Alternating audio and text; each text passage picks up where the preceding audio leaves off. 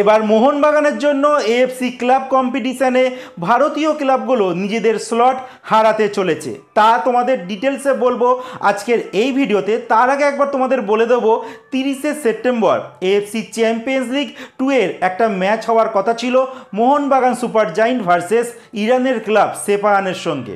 আর সেই ম্যাচ কিন্তু হচ্ছে না, কারণ মোহনবাগান ইরানে খেলতে যাচ্ছে না। তাদের বক্তব্য ইরানে নাকি নিরাপত্তা ঠিকঠাক পাওয়া যাবে না, যার জন্য তারা ভিজিট করতে পারছে না।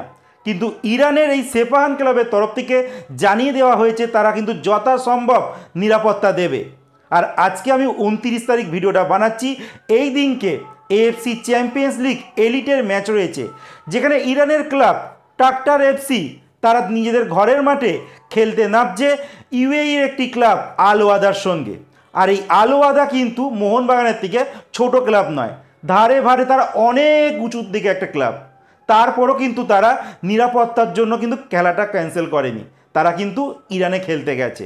এরপর 1 অক্টোবর কিন্তু এএফসি চ্যাম্পিয়ন্স লিগ 2 এর ইরানের একটি ক্লাব আছে ইস্তেগাল, তারাও কিন্তু তাদের ম্যাচ খেলতে নামছে মুয়ারাক সঙ্গে। এই মুয়ারাক হচ্ছে বাহারিনের একটি ক্লাব, তারা কিন্তু মোহনবাগানের থেকে ধারে ভারে অনেকটাই উপরে। এই দুটো বড় ক্লাব এশিয়ার তারা ইরানে খেলতে যেতে পারছে, কিন্তু মোহনবাগান পাচ্ছে না, এই জন্য নিরাপত্তাজনিত কারণ তারা দেখাচ্ছে। আসল বিষয়টা অন্য জায়গায়, কারণ মোহনবাগানের যে সমস্ত বিদেশি রয়েছে তাদের বেশিরভাগ বিদেশি কিন্তু ইউকের পাসপোর্ট হোল্ড করছে, এছাড়া অস্ট্রেলিয়ার পাসপোর্ট হোল্ড করছে। আর এই খেলোয়াড়গুলো যে মোহনবাগানের হয়ে খুব দেখায় ফেসবুকে বা সোশ্যাল মিডিয়ায় বলা যেতে পারে তারা মোহনবাগানকে খুব ভালোবাসে, বাস্তবে কিন্তু তেমনটা নয়। পয়সার উপরই পুরোটা নির্ভর করে, পয়সা কমিয়ে দাও দেখো এরা চলে যাবে, এরা কেউ মোহনবাগানকে অতটা ভালোবাসে না, পুরোটা কিন্তু প্রফেশনাল। তারা নিজেদের পাসপোর্টটাকে খারাপ করতে চায় না, যার জন্য কিন্তু তারা এইখানে ভিজিট করছে না। প্লাস ভারতীয় খেলোয়াড়দেরও কিন্তু প্রোফাইলটাকে খারাপ করছে। ভারতীয় খেলোয়াড়দের নিয়ে মোহনবাগান কমসে কম যেতে পারতো, সেক্ষেত্রে ভারতীয় ফুটবলের জন্য ভালো হতো। হয়তো রেজাল্ট নেগেটিভও হতে পারতো বা পজিটিভও হতে পারতো বা ড্র হতে পারতো এই ম্যাচটা, বাট ভারতীয় ক্লাবগুলো কিন্তু একটা পজিটিভ দিকে যেত। কয়েক মাস আগে আমাদের নারী কবাডি টিম এশিয়ান চ্যাম্পিয়নশিপের ম্যাচ খেলতে ইরানের মাঠে গিয়েছিল, সেখান থেকে তারা চ্যাম্পিয়ন হয়ে ফিরে এসেছে, কবাডি টিমের কথা বলছি। কিন্তু মোহনবাগানের ছেলেরা নাকি যেতে পারছে না ইরানে। যাই হোক, সেটা তো মোহনবাগানের ব্যাপার, বাট মোহনবাগানের ফ্যানরাও কিন্তু প্রচণ্ড রেগে গেছে মোহনবাগানের এই ম্যানেজমেন্টের উপরে। কারণ মোহনবাগান যে কোনো টুর্নামেন্ট যখন খেলতে নামে, সেটা পাড়ার টুর্নামেন্টও হলেও সেখানে কিন্তু মোহনবাগান জেতার জন্য নামে। মোহনবাগান হচ্ছে ভারতবর্ষের সবথেকে বড় ক্লাব, মোহনবাগান কিন্তু হারার জন্য নামে না। কিন্তু মোহনবাগানের ম্যানেজমেন্ট সেটা বোঝে না।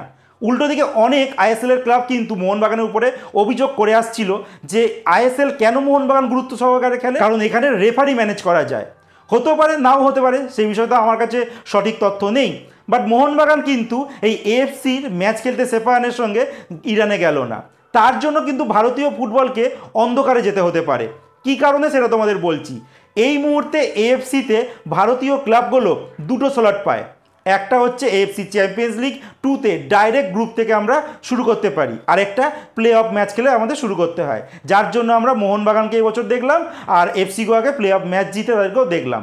আগের বছর দেখেছিলাম ইস্ট বেঙ্গল প্লে অফের ম্যাচ হেরে গিয়েছিল, তারা কিন্তু চ্যালেঞ্জ লিগে চলে গিয়েছিল, যেটা এএফসিতে 3rd ডিভিশন একটা লিগ বলা যেতে পারে। যাই হোক, আমাদের কাছে দুটো কিন্তু স্লট ছিল। এইবার মোহনবাগান এই ম্যাচগুলো খেলতে যে গেল না ইরানে, তার জন্য কিন্তু মোহনবাগানকে ব্যান করতে পারে এএফসি। প্লাস এই বছর আর কিন্তু কোনো খেলা খেলতে পারবে না এএফসির মোহনবাগান দল। লাস্ট ইয়ারও কিন্তু সেম জিনিসটা হয়েছিল, বাট লাস্ট ইয়ার কিন্তু পজিশনটা অন্যরকম ছিল। সেই সময় ইরানের অবস্থা ঠিকঠাক ছিল না, সেই সময় একটা যুদ্ধ ছিল। বাট এই মুহূর্তে কিন্তু সব ক্লাব খেলতে যাচ্ছে, কিন্তু মোহনবাগান যাচ্ছে না। কারণ এই জন্যই তারা ভয় পাচ্ছে হয়তো যে ওখানে গেলে কোনো কিছু দুর্ঘটনা ঘটে যেতে পারে। তো যাই হোক, মোহনবাগান যাচ্ছে না, তার জন্য কিন্তু এএফসি মোহনবাগানকে তো ব্যান করবে, প্লাস মোহনবাগানের উপরে কিন্তু 4 থেকে 5 কোটি টাকা একটা ফাইনও করবে। প্লাস এই মোহনবাগান এএফসি যখন খেলতে পারছে না, তার জন্য কিন্তু অনেক পয়েন্ট কাট হবে আমাদের র্যাঙ্কিংয়ে, মানে ক্লাব যে র্যাঙ্কিং হয় সেখানে কমে যাবে। সেক্ষেত্রে কিন্তু আমরা দুখানা যে স্লট পাই সেটা কিন্তু আর নাও পেতে পারি।